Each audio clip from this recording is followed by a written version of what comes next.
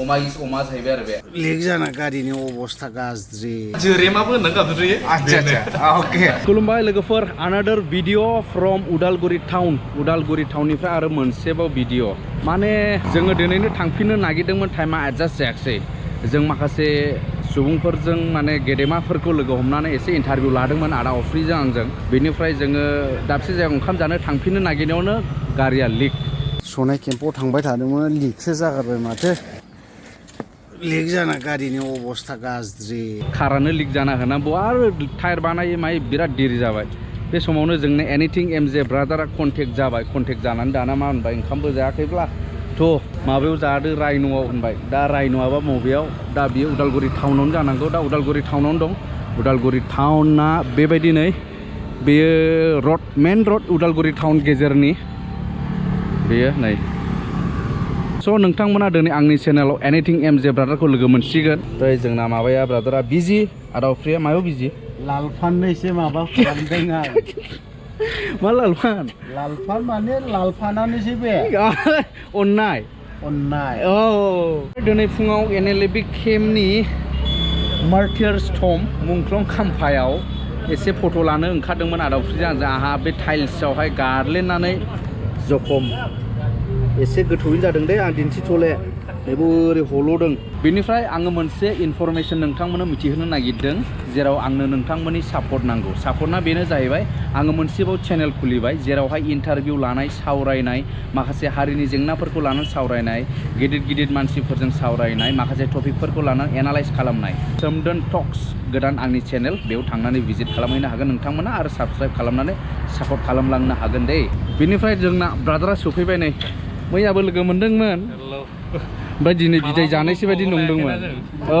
लालायनाय जायाखैमोन मैयाबो ज' दंमोन जोङो बेनिफ्राय बेबायदि आरो ब्रादाराथ' बेयावनिनो नालाय जोंखौ एसे अनसायदों माने चलो दे मिनिबावलाय मिनिनायाव बे गुन्थुं बोखोनायखौ बिराद मोजां मोनोलै आं बेनिखौ दा जों बहा थांगोन ब्रादार रायन'आवहाय चलो होमब्ला रायन' सार्चिं फर रायन'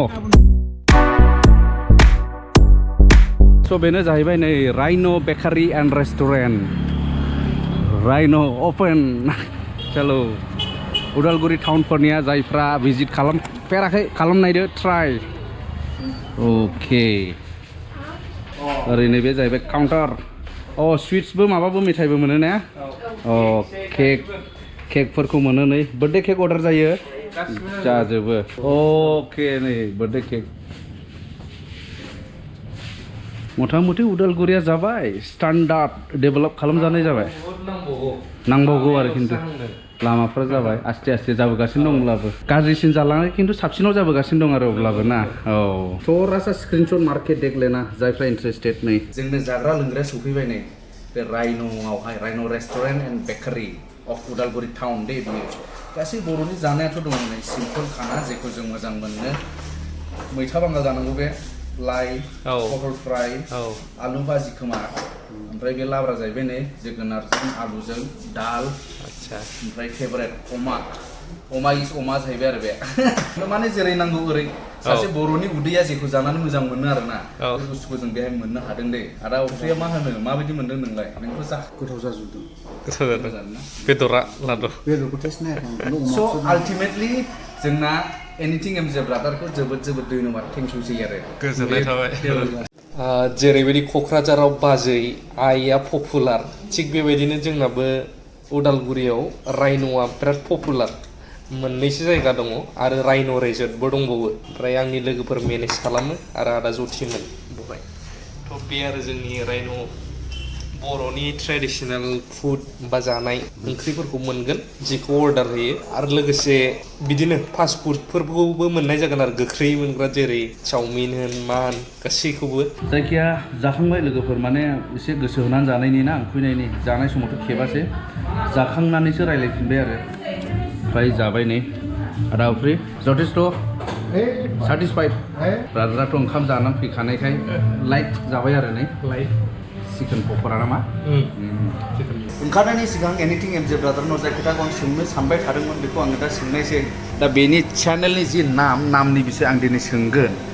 एनिथिं एमजे बेखौ लानायनि अर्थआ मा माने मिनिङा मामोन थ' बे कुइसनखौ सिगांबो गोबाङा सोंदों आं मोजाङै बिजिरनानै होनाय जायाखै एनिथिं जोङो गोबां क्रिएटारफोर थायो इउटुबाव भिडिअ लाबोग्रा मोजां मोजां भिडिअ लाबोयो माने ट्राभेलिं बेरायनायनिबा बेरायनाय संनाय खावनायनिबा संनाय खावनाय मटिभेशनेल बुजायनायनिबा बुजायनाय धोरोमनिबा धोरोमनि बा जोंहा कालसारनि लाइन बा कालसारनि जों नुनो मोनो थ' आं माने मोनसे लाइनावनो थांनो हागोनखौ आं सिगांनो एनालाइज खालामाखैमोन आरोना एनि टपिक फैनो हागौ एनि टपिक फैब्लाबो पजिटिभनि थाखाय जाहाथे आं लांनो हायो बेरायनायानो जा मालाबा मटिभेशनानो जा मालाबा धोरोमनिया ख्रिस्टियान हिन्दु बा सिख नायालासिनो जिखुनु जेखि जाया प्लेटफर्माव आं थांनानै जाहाथे रायजो राजानो गासैखौबो दिन्थिनो हायो नैबे थांखिखौ लानानै आं नैबे एनिथिं माने जिखुनु आरोना बेखौ लानानै फैनाय जानानै नैबे चेनेलनि नामखौ आं दोननाय जादों आरोना बेखिनियानो ओमफ्राय एमजे खौ खिन्थादो गोबाङा गावनि नेमावहाय खुलियो नालाय